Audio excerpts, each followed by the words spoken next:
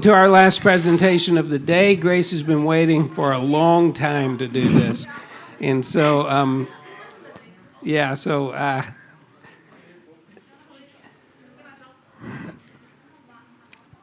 there's got to be something funny I can say about Grace. Grace and Yoon in the back speaking in Korean most of the time or something like that. I don't know what it is, but you can imagine there's something funny I could say. Anyway, Grace, I like her topic. It's an interesting topic to me. It's not something I know anything about. North Korean defectors in South Korea. Interesting topic. So it was actually quite fascinating for me to read. Grace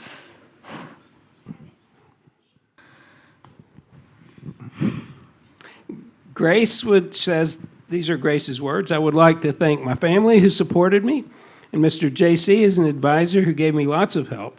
I would like to thank Ms. Rireen and Mr. Minnow as my panelists, and please be Santai. Last but not least, I would like to thank Mr. Wade for being kind to us every time." Grace's title is Beyond Utopia. South Korea should accept North Korean defectors into their society. I'm going to set up the timer, and I'll let you know when you can start.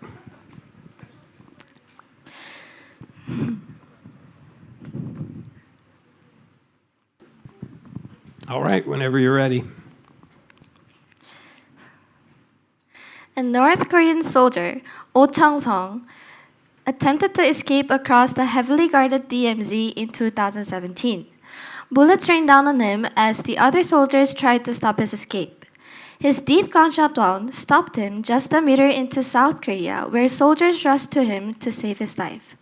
After multiple surgeries, he got survived. However, although he got better physically, adjusting into South Korea's society was still a big challenge for him. Big challenge for him. His story is one of 1,000, and many other defectors like Oh Chung-sung put their very lives into a risk to find happiness and freedom at the South just to face discrimination, economical hardship, and cultural barriers at the end of their journey. Shouldn't South Korea, their new homeland, fully welcome them? The time has come for the North Koreans to be allowed to be accepted into South Korean society. Due to dissatisfaction, Kim Jong-soo, a North Korean defector, defected to South Korea, and he was known as the first defector who entered South Korea, and his entry is also saved at government records. However, the government started to record about North Korean defectors in September 1948 after two separate governments were established. In July 31, 1953, An Chang-sik defected, and he was known as the first defector who entered South Korea instead of Kim Jong-soo. From then on, the officials started to record about North defectors. Many North Korean defectors flee to South Korea for these reasons: economical hardship and political oppression. Many experts note that poor living conditions like food shortages are the key factors of fleeing to South Korea. In fact, a survey from 2022 revealed that 22% of the defectors cited food shortages as their primary reason to flee to South Korea. Not only economical problem, also political oppression drives defection. Not only for the ordinary citizens, but also the members of elites. The members of elites cited Kim regime's repression of freedom and oppression and desire of liberty. Although 90% of South Korean citizens support the law to help North Korean defector, over 70% of them are still feeling uncomfortable to have close interaction with them. As the number of North Korean defectors increased, South Korea established a support system like Hanawon, but the citizens still have suspicious feeling and fearing that there might be a spies or financial burden for them. Defectors face discrimination in job, social isolation, and they face difficulties to adjust in South Korea's individualistic and capitalist society. Imagine you stepped into Seoul with a small bag and big dreams. People and jobs gives you strange looks, and they mark you as defector, and also you feel alone at work. You only rely on government aids to learn new rules, while others try to cheer you up, but others still doubt you. So, you try to fit in the both new and old world. This issue involves deep humanitarian values and integration challenges for the North Korean defectors. And the government also has the moral and legal duty to support their resettlement and their protect of rights. When we accept North Korean defectors into our society, we show humanitarian values, we uphold human rights, and we uphold human rights, we strengthen South Korea's society, and we also reflect a biblical value of compassion and justice. With the help from non-governmental organizations and community groups, the North Korean defectors are able to heal from their trauma and contribute actively to South Korea's society. This issue upholds human rights, foster national unity, and also promote peace between two countries. With that, South Korea should accept North Korean defectors into their society. Opening South Korea's door to North Korean defectors offer a shelter from a storm of persecution and hardship. Turning the key provides safety, builds trust, and shows commitment to human rights and peace. Delaying action keeps defectors in danger, highlighting the urgent needs of act now for their welfare and both nations benefit. First, accepting North Korean defectors fosters national unity. The long-standing cultural heritage shared between North and South Korea serves as a foundation for national unity. Joseon, as a country before being divided into two, was able to keep itself independent from the outside challenges. In the Joseon era, Joseon and China maintained tributary relations, where the former acknowledged China's superiority and sovereignty. In the late 1800s, Korea began to be insatiable by the growing foreign commerce like France, Japan, China, US, growing foreign commerce and influence, and by the general servant naval vessels. Korea was liberated from Japan after its defeat in World War II by the US and Soviet Union. Korea was divided into two countries by them with different philosophies, the South as a capitalist following the US, and the North as the communist following the Soviet Union. The division still exists today with North and South Korea sharing the same cultural identity, language, and traditions such as Seollal and Chuseok. Despite this shared heritage, the division has created deep social and political divides, making it difficult for North Korean defectors to be fully accepted into the South. Sun-yang, a girl, left North Korea when she was 27 years old to find the freedom. Even though life in South Korea was very difficult and different, she relied on familiar traditions to feel safe. She bravely told her story to help others to understand and keep her family safe. Her journey shows that, with help from government programs and NGOs, defectors can get through hard times and bring North and South Korea closer. Prioritizing human rights and understanding can help build lasting peace. Next, accepting North Korean defectors can bridge the gap and reduce negative stereotypes. Studies by Lankov shows that they often face discrimination, economic hardship, and social isolation, so they often stay careful in their relationship with people, using a better safe than sorry attitude to get to a new environment. Tragic incidents like starvation deaths of a mother and a son in Cheonan and the disappearance of another in Yeonpyeong Island underscores these struggles. By providing skills, training, employment opportunities, and community supports, South Korea can diminish prejudice and reinforce a shared Korean identity. Finally, welcoming defectors underscores South Korea's commitment to peaceful reunification. In the Ministry of Reunification's Hanawan facility, where newcomers resettle, learn skills, and adjust their life in South Korea, while NGOs like North Korean Refugees Human Rights Association offer counseling, legal support, and leadership training. This approach proves that home is where the heart is, strengthens that shared Korean identity, and sends a clear message to the North that all people are welcomed. Not only unity, but by accepting the North Korean defectors, South Korea will uphold the principle of human rights by acknowledging the severe violations they face under North Korea's communist regime. This includes famine, limited medical access, forced labor, a failing social security system, gender discrimination, and denial of children's rights.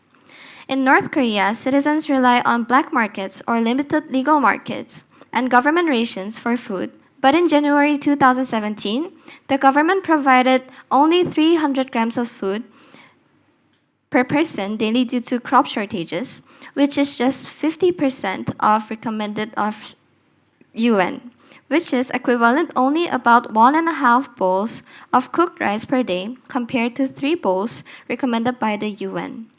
Medical access is also difficult as the healthcare and medicines are unaffordable, forcing many to turn to black markets like Changmadang. Citizens have no freedom in employment. The government assigns the jobs based on their ability without wages. The workers are not allowed to choose or join or live their jobs freely, making it hard for them to survive without side jobs. Moreover, despite having a social security system, it fails to support their elderly and those in emergencies, while women face restricted rights with frequent sexual violence without institutional help, and children suffer from low health and welfare with severe regional inequality and use in labor. This situation in North Korea clearly violates the Universal Declaration of Human Rights, which states that all people are born free, equal, and are entitled to rights without discrimination. Accepting North Korean defector is not just symbolic, but it is a necessary humanitarian act that respects their right to live, freedom, and protection from persecution. By supporting and empowering them, South Korea can help defectors rebuild their lives and become strong advocates for human rights. The integration of North Korean defectors also supports the human rights of family reunification, as defecting is extremely dangerous due to the heavily guarded borders and the North Korean government's harsh punishment for those who flee.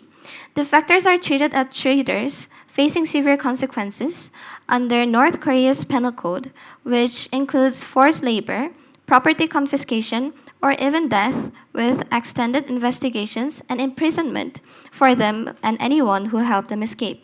For example, if Chang Gil-soo's family who defected are forced to return, they would endure months of interrogations by the State Security Department, and those identified as leaders or supporters would be sent to political prison camps.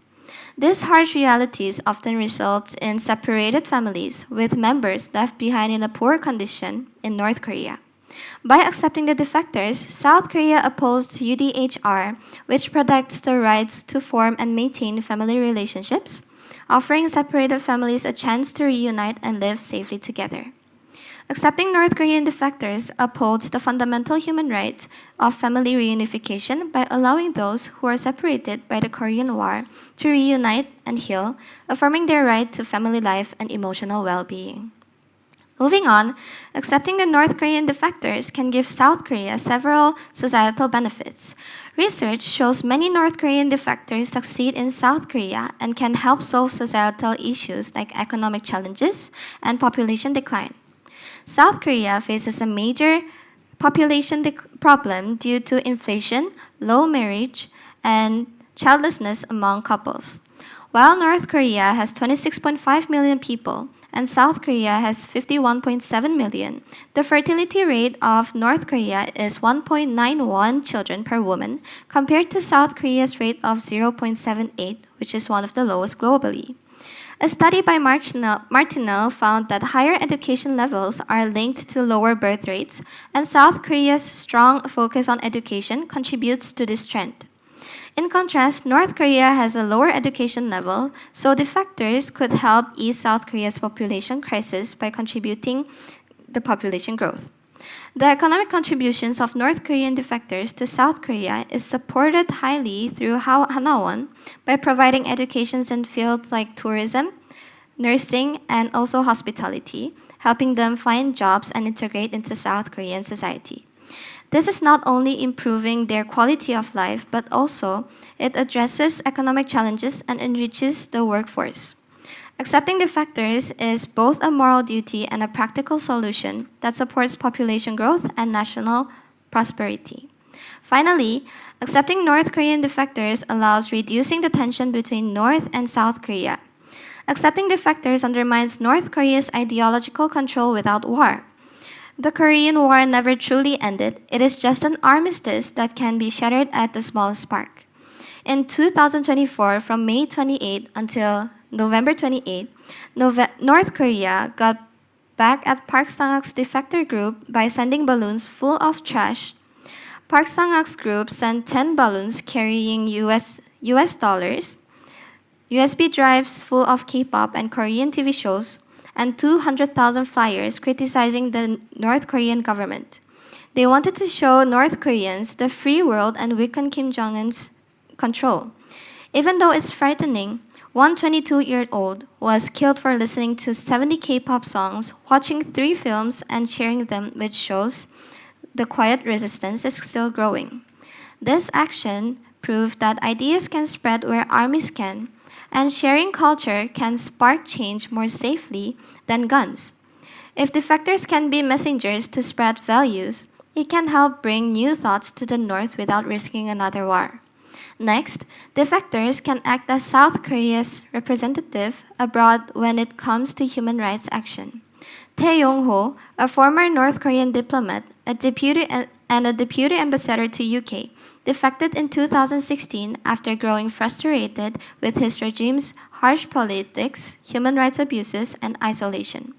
Now, elected as South Korea's National Assembly, he continues to speak out on North Korea's issues.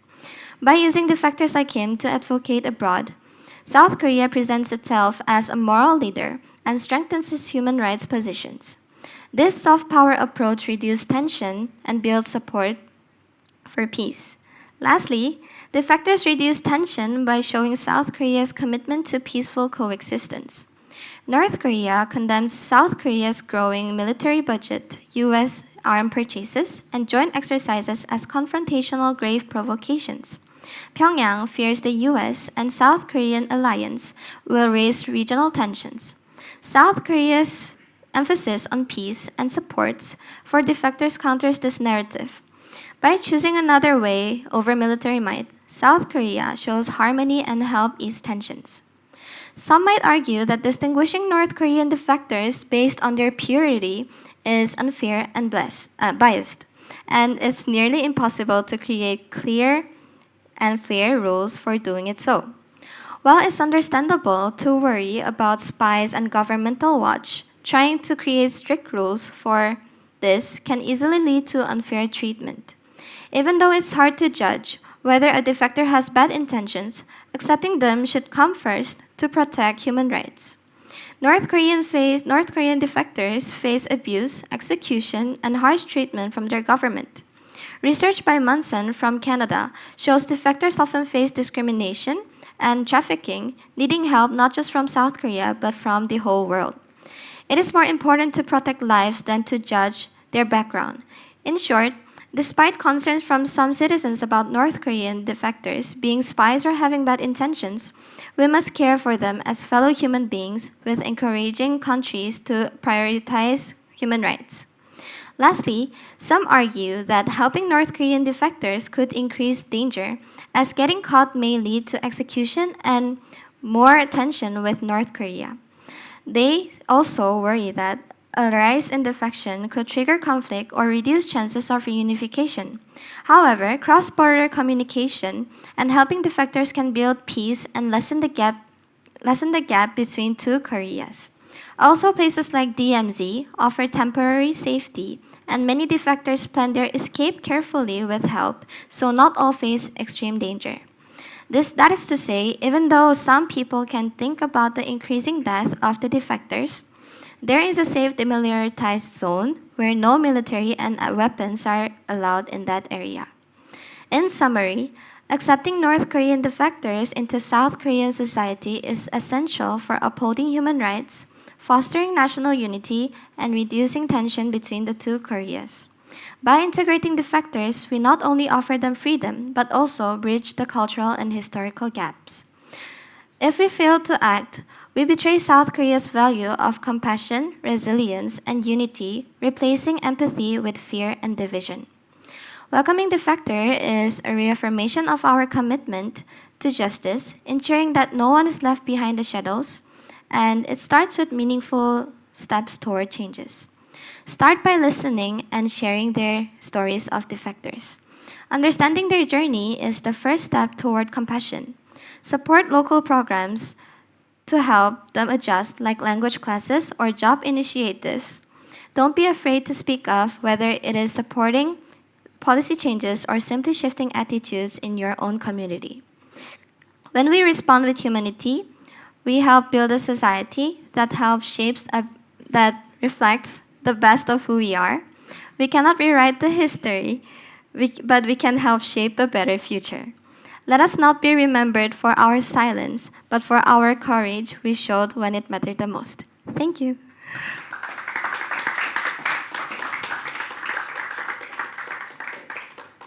Thank you, Grace. Good job. Our panelists today are Mr. Minnow and Miss Rireen.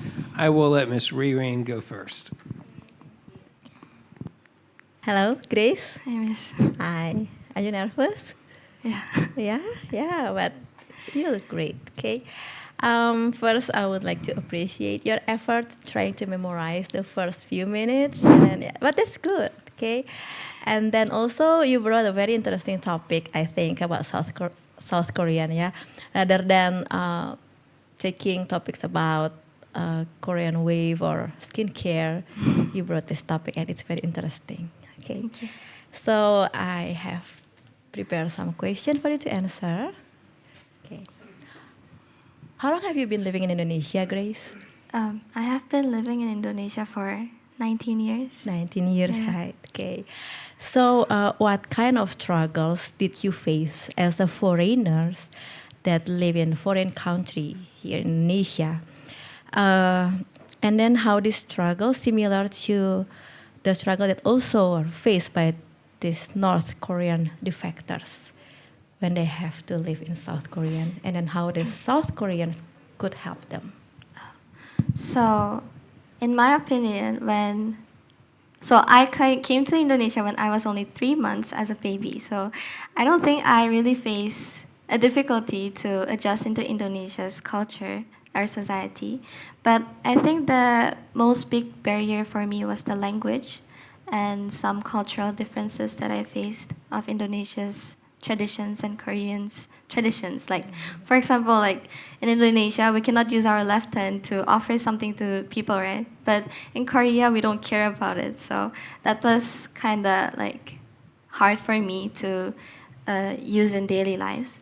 But if for North Korean defectors, I think they're different with me because they need to adjust in a society where they still use same languages. Like even though some tonations are different, they still have same languages that they use to communicate with people. So they do not really face hard difficulties in communications, but maybe they would face hard difficulty in discriminations, like they do not have a really good educational level, right?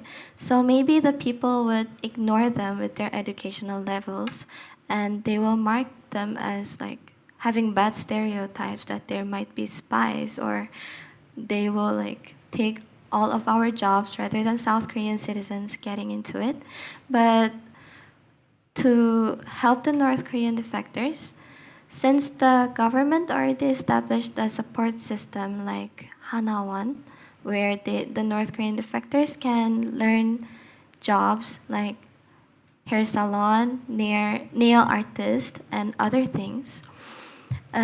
Also, there are non-governmental organizations which are called NGOs, and there are some examples, which is Crossing Border, and it's a Christian organization which delivers food or gives medical care for the defectors, and they also gives jobs training, but not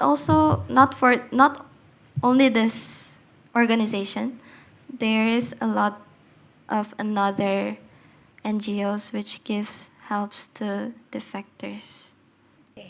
So about this Hanawan, yeah? Yeah. How long they have to stay there? Approximately 3 months. Okay.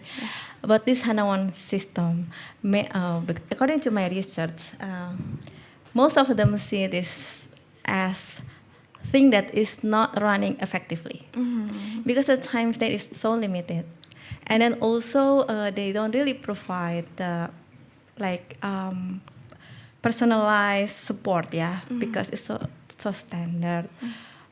So still, after the North Koreans defectors like graduated from this Hanawan, still they felt abandoned because according to my research, also it seems that the government has not been done seriously helping those people, right?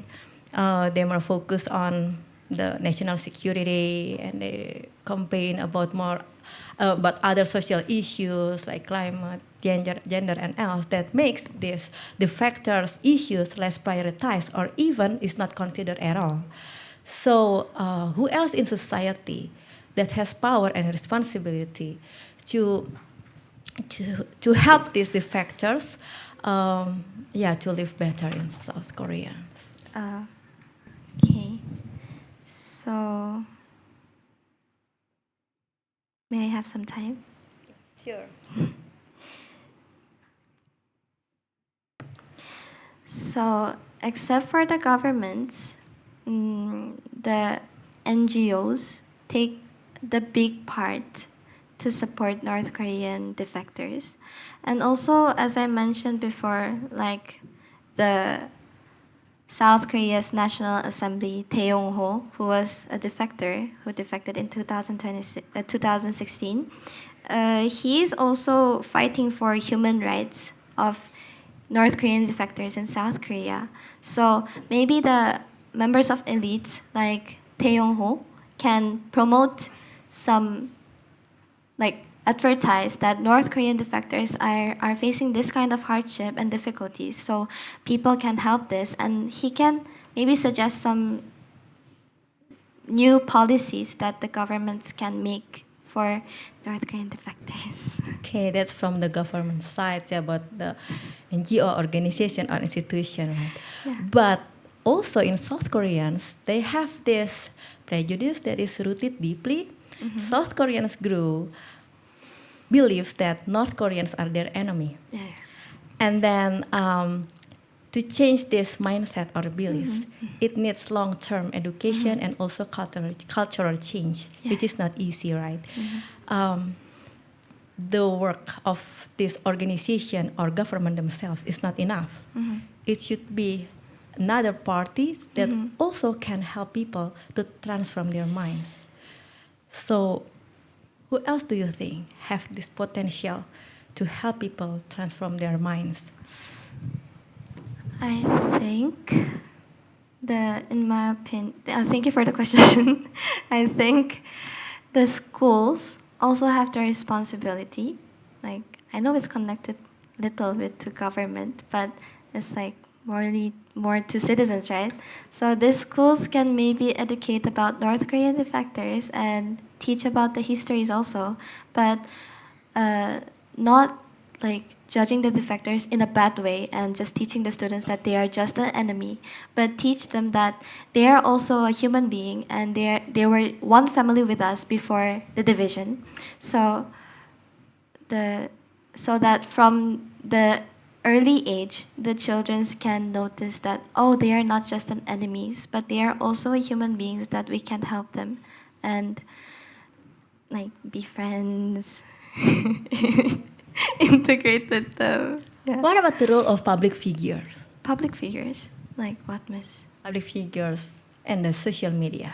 Oh, social media. Oh, so actually, there is a married couple, and they have a YouTube channel, and the wife is from North Korea, and she's the defector, and she's married with South Korean citizen.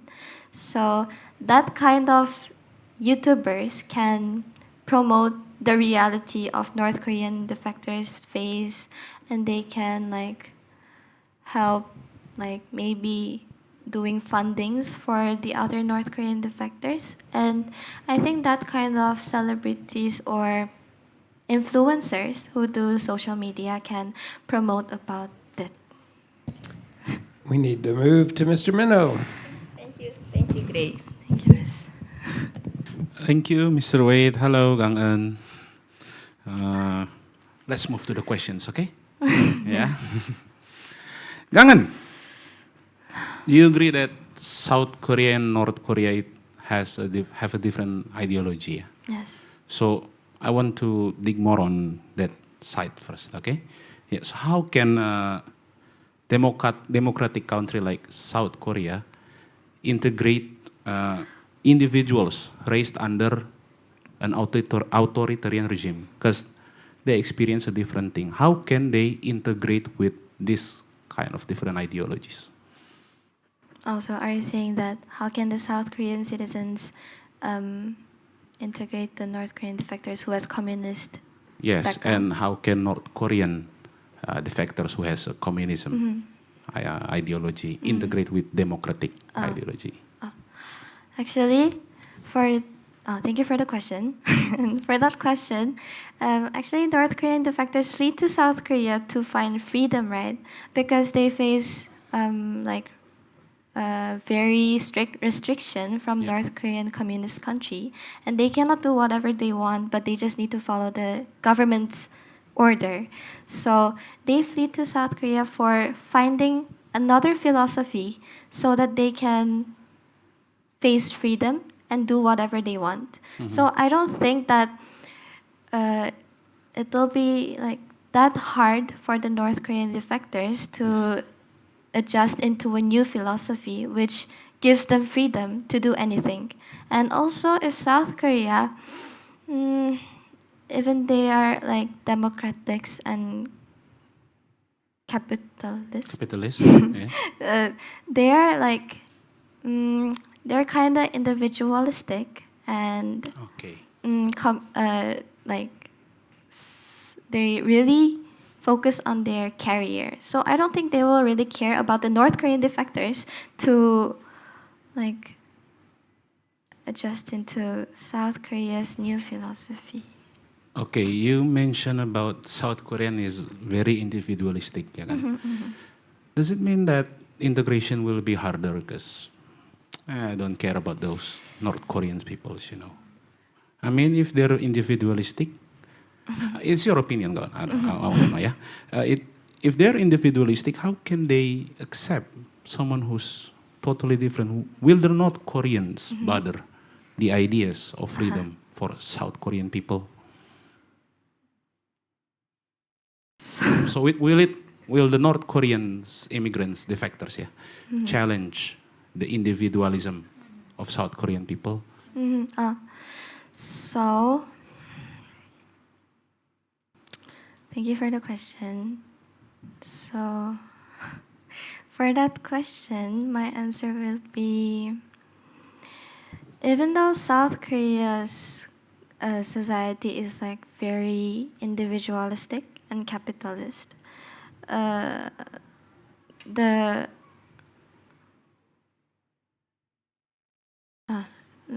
I have some time to think? Yes, okay.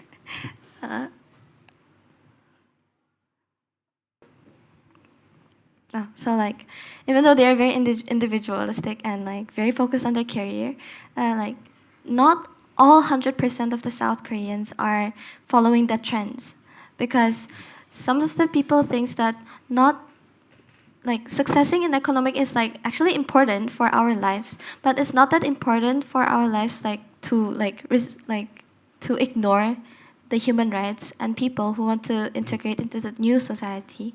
So there might be some communities who still wants to help the North Korean defectors, like the other peoples who make the NGOs for support.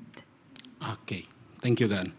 My other question is, how is it differ from accepting immigration like in Europe? Like Europe countries lose their right almost in the brink of losing their identity by accepting immigration. So why South Korea seems like, from your thesis, is morally obligated to accept North Korean defectors despite the potential security risk?